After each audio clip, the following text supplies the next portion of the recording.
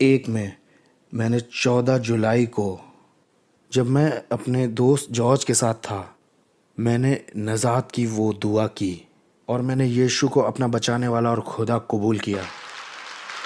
And man, लगभग अब तक 15 साल हो चुके हैं। और क्या कहानी ख़त्म हो गई? नहीं, मेरे लिए तो कहानी अभी शुरू हुई है। उसने मुझे एक छोटी सी बाइबल दी और मैं अपने घर में आया फ़लस्तीनी कैंप में। मेरा भाई मेरे पास आया, उसने कहा कि मुझे तुमसे बात करनी है समीर, तुम्हारे इमाम ने मुझसे बात की और कहा कि बाइबल मिली है उन्हें घर में। उसने कहा तुम कहाँ से आ रहे हो? और उसने मेरी बाइबल देख ली। उसने कहा कि मुझे यकीन नहीं हो रहा है, तुम वो हो जो हमें बताते थे अच्छा मुसलमान बनो और तुम मस्जिद जाते थे, और अब तुम्हारे पास बाइबल है और तुम चर्च जाते हो। क्या हुआ क्या है तुम्हें? इन लोगों ने कॉफ़ी में कुछ मिला दिया है तुम्हें क्रिश्चियन बनाने के लिए। और उस वक्त मुझे ज़रूरत थी कि कोई मुझे हौसला दिलाए कि मैं यीशु के पीछे और ज़्यादा चल सकूं। और फिर मेरी माँ आ गई और उन्होंने शुरू किया। ये आसान नहीं था, ये आसान नहीं है मेरे भाई। आप यहाँ रहते हैं और हो सकता है आपके परिवार में कोई ऐसा हो जो आप विश्वास करते हैं वो ना करता हो, लेकिन हमारे यहाँ ऐसा नहीं है। मेरे भाई ने मुझसे कहा अगर तुम मस्जिद में नहीं आते हो, सबके सामने नहीं मानते कि मैं इस्लाम में वापस आ रहा हूँ, तो मैं तुम्हें जान से मार दूंगा। और हमारे यहाँ बंदूकें थीं घर पे, और वो ऐसा कर सकता था क्योंकि वो अल्लाह के लिए खिदमत करता है। और यही तो यीशु ने भी हमें बताया है। उसने कई बार मुझे मारने की कोशिश की। बहुत कुछ हुआ है मेरे साथ, मेरे घर में, मेरी ज़िंदगी में। और मैं आपको कुछ बताना चाहता हूँ। 15 साल हो गए हैं मैं अपने ख़ानदान के साथ नहीं रहता हूँ। और उस वक्त मैं लेबनान में था और वो मुझे घर में ही छत वाले कमरे में ले गया और उसने मुझे हथकड़ियाँ लगा दी मेरे हाथों में। मेरी माँ 10 साल पहले वो मर गई और मैं लेबनान में ही था। 2 ही घंटे का रास्ता था जहाँ से मैं रह रहा था, क्योंकि मैं अपने फ़लस्तीनी कैंप में आ नहीं सकता था, क्योंकि सारे फ़लस्ती रहते हैं, कोई सरकार नहीं है। और सारे फ़लस्ती और मुसलमान वो सब सोचते हैं कि मैं शर्म का कारण हूँ और मुझे तो मार डाला जाना चाहिए। और मैं अपनी माँ की मिट्टी देखने नहीं जा सकता था। और अब अगर मैं वहाँ जाऊँ और मैं वहाँ बच्चों को देखूँ सड़कों पर, तो मैं कह नहीं सकता कि ये मेरे भाई के बच्चे हैं क्या। मैं लेबनान में 3 बार जेल गया हूँ। मैं सड़कों पे रहा हूँ। बहुत बार क्रिश्चियन लोग यकीन नहीं करते कि मैं एक क्रिश्चियन हूँ, क्योंकि ऐसा ही पौलुस के साथ हुआ था।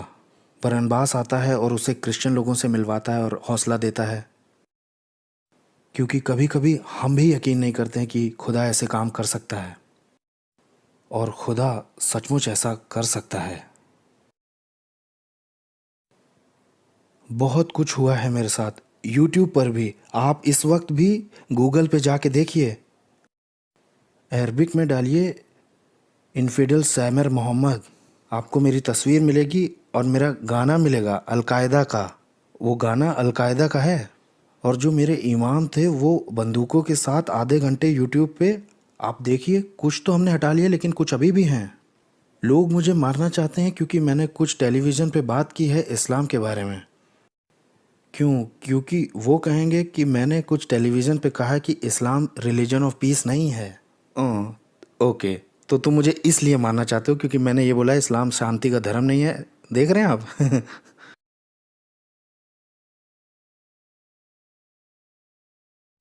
और अब मैं अमेरिका आ गया हूँ, 3 साल हो गए हैं अब यहाँ। अब मेरे पास असाइलम है। बहुत सारी चीज़ें मेरे साथ हुई हैं। और आप मुझसे पूछेंगे कि क्यों लोग तुम्हें जान से मारना चाह रहे हैं, इतनी चीज़ें तुम्हारे साथ हो रही हैं, फिर भी क्यों यीशु को पकड़ के चल रहे हो? एक ही बात है जिसकी वजह से मैं उसके साथ चल पा रहा हूँ, इसलिए नहीं कि बाइबल पढ़ी है या सच जान गया हूँ। ठीक है, मेरी मदद हुई है इससे। एक ऐसी बात है जो मुझे यीशु के पीछे चलाए रखती है, क्योंकि 15 साल मैंने उसे चख के देखा है कि ये यीशु मेरे लिए कौन है। वो कोई कहानी नहीं है, वो सचमुच में है। वो अभी भी जिंदा है और वो मेरे साथ है, और वो हमारा प्रभु और बचाने वाला है। मैं आपको कई किस्से बता सकता हूँ, एक के बाद एक के बाद एक, कैसे वो मेरे साथ रहा 15 साल। हम इबादत करते हैं सच्चे खुदा की। वो असली है। हो सकता है आप महसूस न कर पा रहे हों। मैं आपका हौसला बढ़ाना चाहता हूं कि आप यीशु से मिलिए आज। हो सकता है आप क्रिश्चियन पैदा हुए हों, लेकिन ये काफ़ी नहीं है। हो सकता है आपने बाइबल पढ़ी हो, लेकिन ये काफ़ी नहीं है। आपको उससे मिलने की ज़रूरत है, क्योंकि वो आपकी ज़िंदगी बदल सकता है। जब मैं यीशु के पास आ गया, 4 साल तक मैं एक छोटे से आइलैंड पर जाता रहा, जिसे साइप्रस कहते हैं यूरोप में। मैं वहाँ अरबिक कॉन्फ्रेंस में बोलने के लिए गया था, और फिर ब्रेक टाइम में मैं सड़क पे टहल रहा था और मेरे पास कैमरा था, और मैं पहली बार ज़िंदगी में अपने फ़लस्तीनी कैंप से बाहर निकला था, और मैं कुछ तस्वीरें ले रहा था और मैंने कुछ बगीचे देखे, क्योंकि हमारे यहाँ हमारे कल्चर में और मैं एक घर के बाहर खड़ा था और मुझे नहीं मालूम किसका था, मुझे नहीं मालूम था कि वो किसका था, लोग कौन थे वो। मैं तो पहली बार साइप्रस आया हुआ था। मैंने वहाँ दरवाजे पे खटखटाया, अंदर से एक आदमी आया, बोला मैं आपकी क्या मदद कर सकता हूँ। और मैंने कहा क्या मैं कुछ तस्वीरें ले सकता हूँ आपके बगीचे में।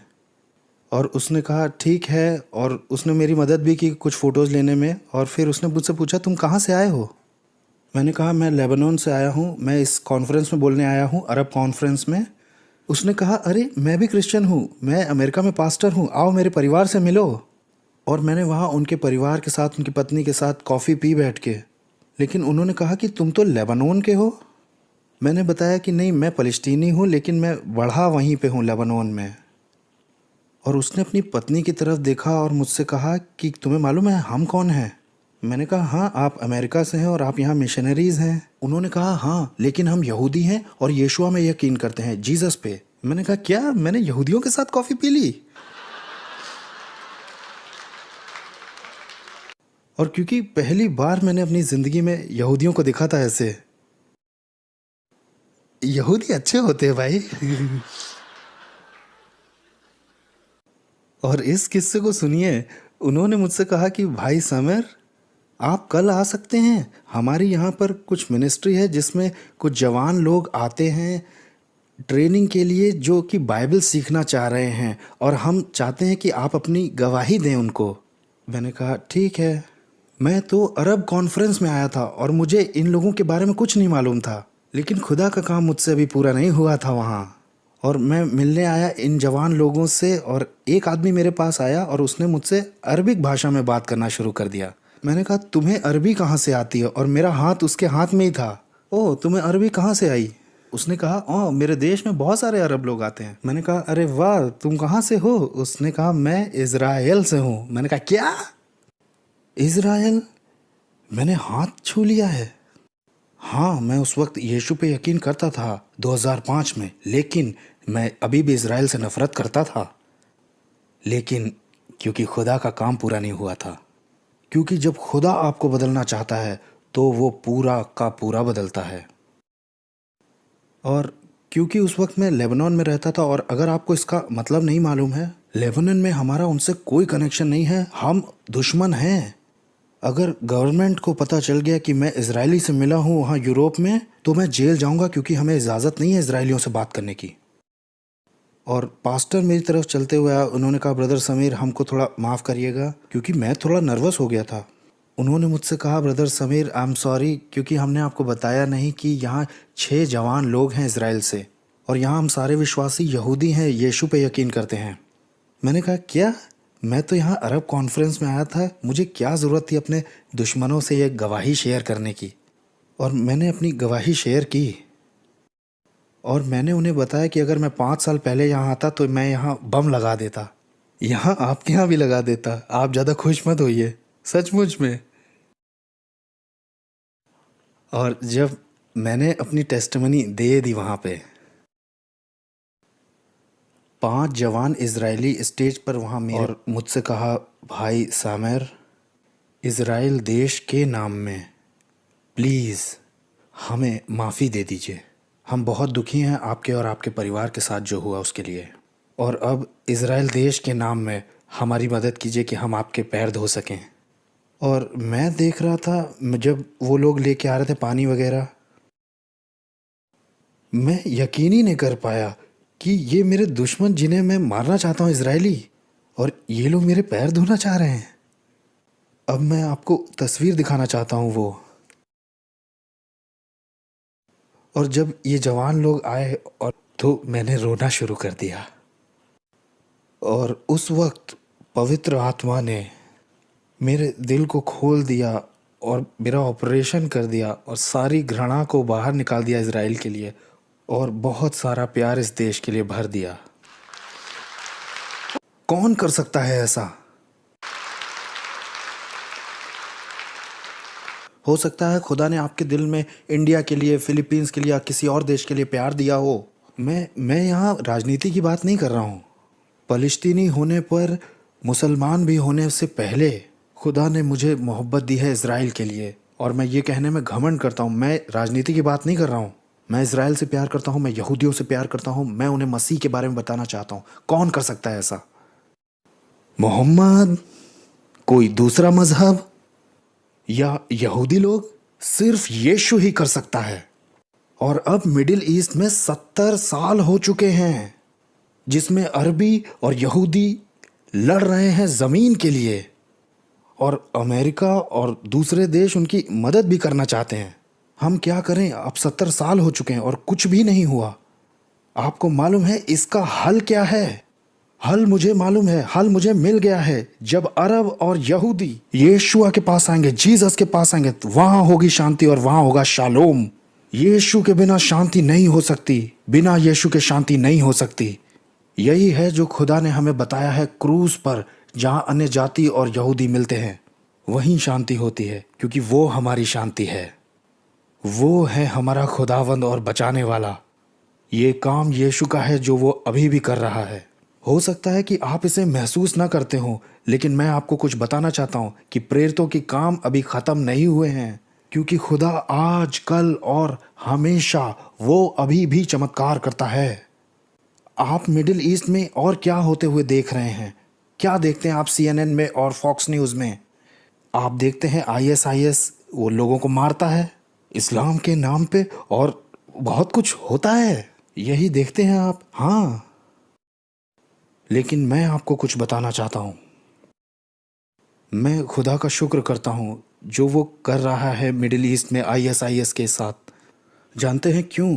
क्योंकि आखिरी बार बहुत से मुसलमानों ने कहा आईसिस लोगों को मार रहा है और आईसिस मोहम्मद को और कुरान को फॉलो करता है, और ये है मेरा मजहब। अगर ये मेरा मजहब है तो मुझे अब मुसलमान नहीं होना, और ये हमारे लिए सही समय है कि हम जाएं और उनसे सुसमाचार को बांटें। और मैं आपको कुछ बताना चाहता हूँ, मैं झूठ नहीं बोल रहा हूँ और ना मैं मीडिया में या कहीं आना चाहता हूँ। अब हजारों हजारों मुसलमान यीशुआ के पास आ रहे हैं। खुदा बहुत अद्भुत काम कर रहा है मिडिल ईस्ट में। हो सकता है आप यहाँ रिवाइवल को महसूस ना कर पा रहे हो, लेकिन रिवाइवल मिडिल ईस्ट में शुरू हो चुका है। हजारों मुसलमान आए हैं यीशु के पास, मेरे भाइयों और बहनों। और आपको मालूम है ये उनके लिए भी आसान नहीं है।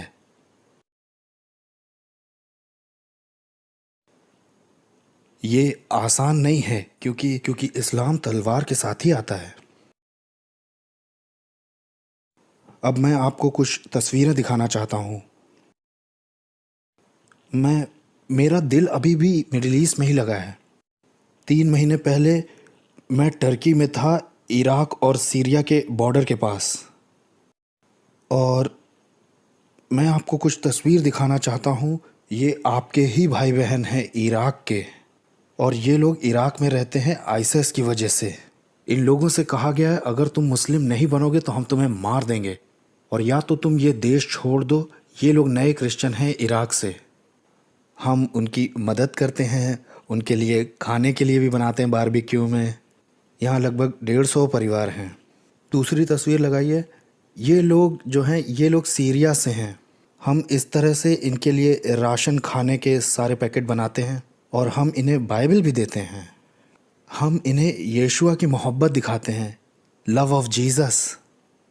ये अरबिक भाषा की बाइबल है और इसे मैं न्यूयॉर्क से लेता हूँ। और ये भी आपका एक भाई है, ये कुर्दिश से है, सीरिया में। और ये कुछ परिवार के लोग हैं और ये सब विश्वासी हैं यीशुआ के। और ये मीटिंग है जहाँ हम घर पे करते हैं। और ये आसान नहीं है बिल्कुल, क्योंकि अगर टर्की की पुलिस ने हमें देख लिया तो मैं और ये लोग हम सब मिल कर के पकड़ के जेल में डाले जाएंगे और फिर हमें जेल में भी प्रचार का मौका मिलेगा। और ये वो जगह है जहाँ बॉर्डर है, जब लोग यूरोप जाने लगते हैं वहाँ। हम क्या करते हैं, हम लोगों को पानी देते हैं और हम बताते हैं। आप देखिए, इन दो लोगों को, लोग थक चुके हैं इस्लाम से और लोग बहुत भूखे हैं। लोग भूखे हैं मोहब्बत के और उम्मीद के, यीशु मसीह की। आप देख रहे हैं, ये न्यूयॉर्क नहीं है, ये टर्की है। लोग खुले हुए हैं सुसमाचार के लिए। बहुत जल्दी से मैं आपको एक कहानी सुनाना चाहता हूँ। जब हम लोगों को खाना देते हैं तो एक आदमी आया मेरे पास। उसने पूछा, क्योंकि थोड़ा खतरा होता है, और एक आदमी आया, उसने मुझसे कहा, कहाँ से आया खाना, कौन हो तुम? और मैंने कहा कि मैं अमेरिका से हूँ और ये क्रिश्चियन लोगों ने भेजा है वहाँ से आप लोगों की मदद करने के लिए। उसने कहा, तुम्हें पता है मैं कौन हूँ? मैं मुसलमान हूँ और तुम मुझे गले लगा रहे हो? मैंने कहा हाँ। उसने कहा, क्यों क्यों तुम हमारी मदद कर रहे हो? सीरिया, अरेबिया और कतर के लोग, इनके पास बहुत पैसा है लेकिन ये हमें खाना नहीं दे रहे हैं। और तुम अमेरिका से आए और क्रिश्चियन हो और तुम लोग हमारी मदद कर रहे हो, और हम कहते हैं कि तुम काफिर लोग हो और तुम्हें मार डालना चाहिए, तुम हमारी मदद क्यों कर रहे हो? और मैंने कहा, मैं बताना चाहता हूँ कि क्यों। और मैंने यीशु की किताब खोल दी कि कैसे यीशु ने कहा अपने दुश्मनों से प्यार करो और उन्हें ब्लेस करो। और उसने कहा, मुझे ये किताब चाहिए, क्या मैं ले सकता हूँ एक? और खुदा ने उसका दिल खोल दिया सुसमाचार के लिए। You see, आप इस बच्चे को देख रहे हैं, ये मेरी तरफ बड़ी उम्मीद से देख रहा है। मेरे भाइयों बहनों, खुदा आज ये कर रहा है मिडिल ईस्ट में। और आप सोचते हैं ये इस तरह से रहते हैं रिफ्यूजी वहाँ पर। और अगर खुदा की इच्छा होगी तो मैं फरवरी के आखिर में जाऊँगा वहाँ। मैं अभी भी ट्रैवल का इंतज़ार कर रहा हूँ और मैं वहाँ जा रहा हूँ सिखाने के लिए एक स्कूल में, क्योंकि अभी वहाँ सबसे बड़ी ज़रूरत यीशु के प्रचार करने की नहीं है, सबसे बड़ी ज़रूरत वहाँ है चेले बनाने की। और मैं वहाँ पर 2 या 3 महीने रहूँगा एक ट्रेनिंग स्कूल को शुरू करने के लिए। मैं चाहता हूँ कि आप ये एक वीडियो देखें, इससे आपको हिम्मत मिले।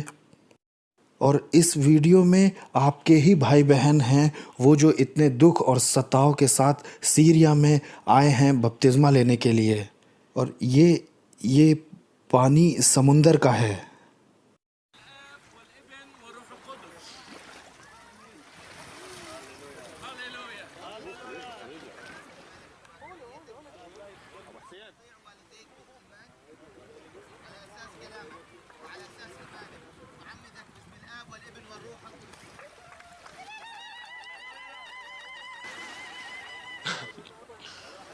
you see how God's doing?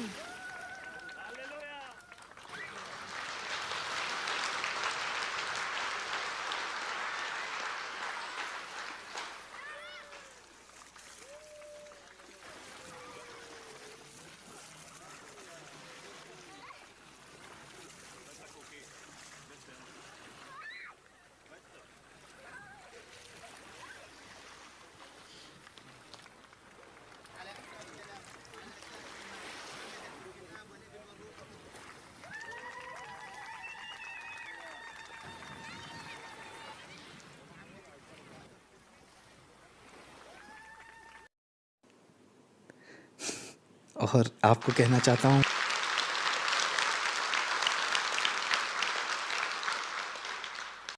और ये रोज़ ही हो रहा है, लोग जीसस के पास आ रहे हैं।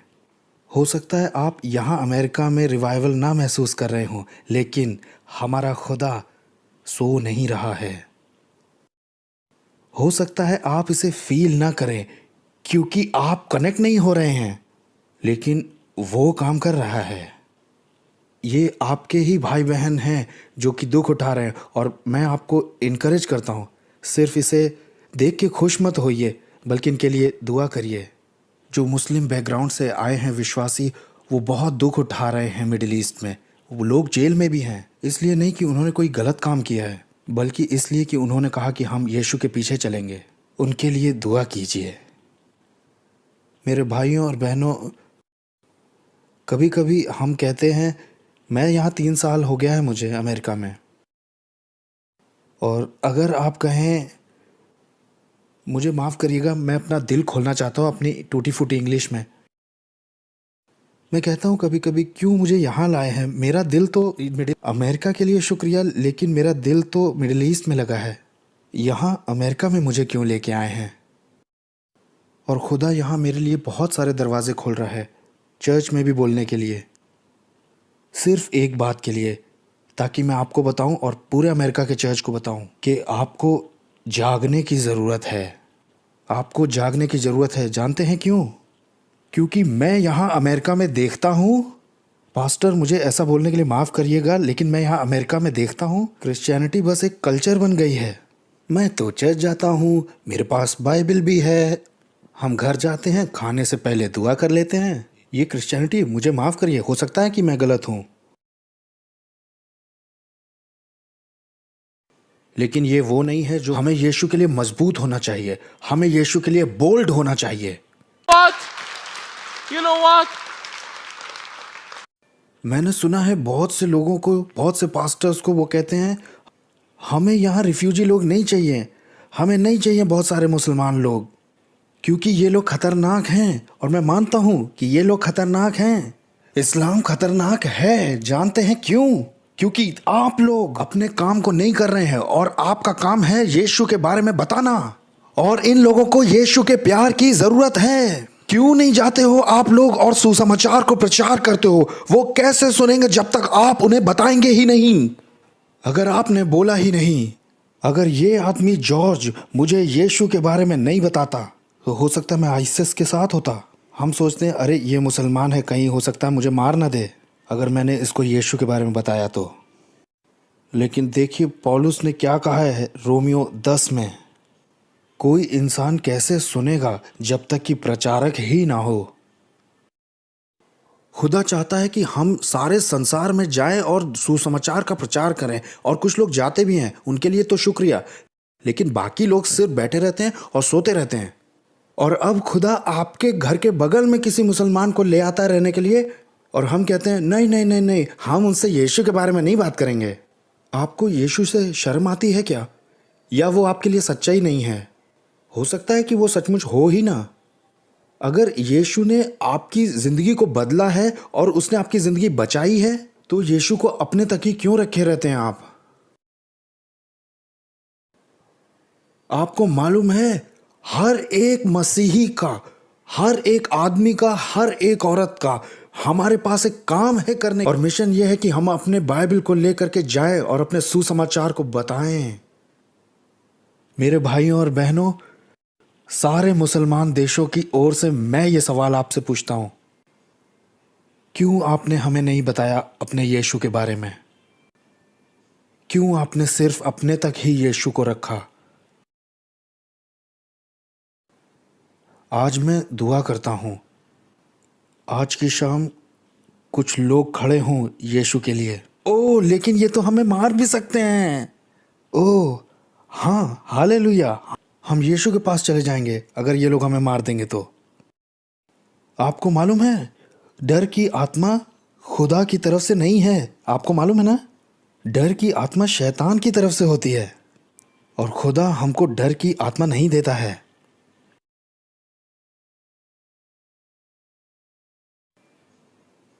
हमारे पास दावा करने के लिए कुछ है, यीशु ही प्रभु है। और अब यहाँ अमेरिका में कि राजनेता लोग आपस में बात करते रहते हैं रिफ्यूजी के बारे में, इस्लाम के बारे में, क्या ओबामा मुसलमान है, ये और वो। मैं राजनीति में नहीं पढ़ना चाहता हूँ, मैं बस इतना कहना चाहता हूँ कि इंतज़ार मत करिए कि कोई नेता अमेरिका को बदलेगा। उनके लिए इंतज़ार ना करिए। आप और हम जहाँ जितने भी मसीही लोग हैं, हमें अमेरिका को जीतने की ज़रूरत है यीशु के लिए। हमें जाना चाहिए, बताना चाहिए और प्रार्थना करनी चाहिए अमेरिका के लिए। डोनाल्ड ट्रंप के लिए इंतज़ार मत करिए, ओबामा के लिए इंतज़ार मत करिए, अपने काम को करिए। हम सो रहे हैं। और मुझे ऐसा बोलने के लिए माफ़ करिए, मैं कुछ हूँ नहीं। मैं वहाँ बड़ा हुआ था, आपको मालूम है मेरी कहानी। मैं फ़लस्तीनी कैंप में था और मैं क्रिश्चियंस को मारना चाहता था, लेकिन मैं आज कहाँ हूँ? मैं यहाँ ऊपर खड़ा हूँ स्टेज पर और यीशु के बारे में बोल रहा हूँ कि आप जागिए और सुसमाचार बताइए। आपने चाहा था कि कोई फ़लस्तीनी आए यहाँ पर और आपको हिलाए आकर के। ये परमेश्वर की वाणी है मेरे भाइयों बहनों। और मैं ये नहीं कहता हूँ कि इस्लाम अच्छा है, नहीं। इस्लाम तो तलवार से ही आया है और ये बात बिल्कुल साफ है, क्योंकि कुरान यही सिखाती है कि दुश्मनों को मार दो। कुरान में ये लिखा हुआ है कि अपने दुश्मनों को मार दो। सही में आपके पास एक किताब है कुरान नाम की, जो मुसलमानों को सिखाती है। ये कुरान में लिखा हुआ है, वो सिखाती मुसलमानों को दुश्मनों को मारो। और कौन है इस्लाम का दुश्मन? हर वो आदमी जो मोहम्मद में यकीन नहीं करता और इस्लाम पे ईमान नहीं लाता।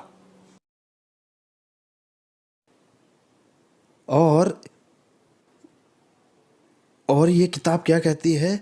हर उस आदमी को मार दो जो मोहम्मद पर यकीन नहीं करता है। ठीक है।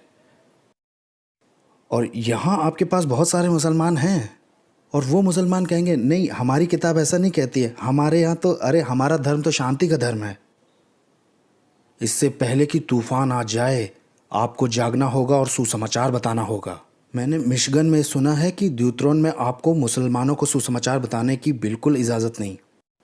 जो वहाँ मिडिल ईस्ट में शुरू हुआ है वो यहाँ अमेरिका में भी हो सकता है, अगर आप जग जाएं बस। और वहाँ शुरू हो भी चुका है। न्यूयॉर्क में 11 सितंबर के बाद लाखों लाख रुपया आ रहा है डॉलर में, ताकि वहाँ मस्जिदें बन सकें। उन लोगों को इसकी कोई शर्मिंदगी नहीं है। ये तो उनके लिए बड़ी जीत है। टर्की में जाने के बाद 3 महीने बाद मैं जर्मनी में भी गया था। और अब यूरोप में यूरोप अब एक मसीही देश नहीं रहा, क्योंकि इस्लाम बढ़ रहा है, बढ़ रहा है, बढ़ रहा है वहाँ। और अब लाखों लाखों लोग, मैं आपको कुछ बताऊं? मैं आपको कुछ बता ही देता हूँ। मुझे परवाह नहीं है राजनीति की। मैं बताना चाहता हूँ, मैं टर्की में था। रिफ्यूजियों की मदद करते हैं यूरोप जाने के लिए, क्योंकि टर्की का जो प्रेसिडेंट है उसका एजेंडा यह है कि वो यूरोप को इस्लाम के लिए ले ले, क्योंकि वो वहाँ तलवार नहीं चला सकते हैं। वो बस वहाँ से लोगों को ला सकते हैं और फिर उन्हें बदल देंगे। और मैं जब जर्मनी में था तो एक आदमी से मिला जो गवर्नमेंट के लिए काम करता था। वो जर्मन था। उसने मुझसे कहा कि आपको पता है ब्रदर समीर, हमें सऊदी अरेबिया की गवर्नमेंट से पैसा आता है उन रेफ्यूजियों के लिए खाना खाने के लिए नहीं, बल्कि मस्जिद बनाने के लिए। मस्जिद बनाने के लिए। मेरे भाइयों और बहनों, खुदा वो हमें सिर्फ इसलिए नहीं चाहता कि बस सेव कर ले और हम यीशु की वेट करें। अरे हालेलुया, अब तो यीशु के साथ जन्नत में जाके रहेंगे। और हो सकता है हम कहें कि मैं पास्टर नहीं बनना चाहता हूँ, हो सकता है मैं क्वायर में भी नहीं जाना चाहता। अगर आप ये नहीं करना चाहते तो ये आपके ऊपर है। लेकिन हर मसीही का एक मिशन है कि उसे गवाह होना है, हमें यीशु के बारे में बताना है। जिसके कान हो वो सुन ले, जिसकी आंखें हों वो देख ले।